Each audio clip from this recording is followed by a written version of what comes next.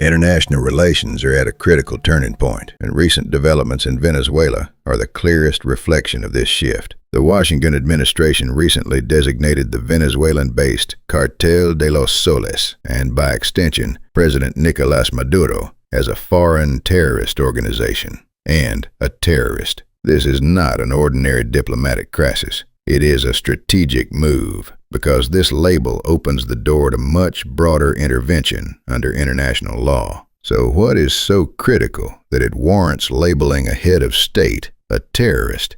The answer lies in two familiar words: energy and geopolitics. Venezuela ranks first in the world in proven oil reserves, yet the biggest beneficiaries of this vast resource are U.S. global rivals, China and Russia. Interestingly, it is alleged that before the crisis escalated, Maduro's administration offered Washington priority for U.S. companies in oil and gold projects through secret diplomatic channels. So the moves on the chessboard are more complex than they appear.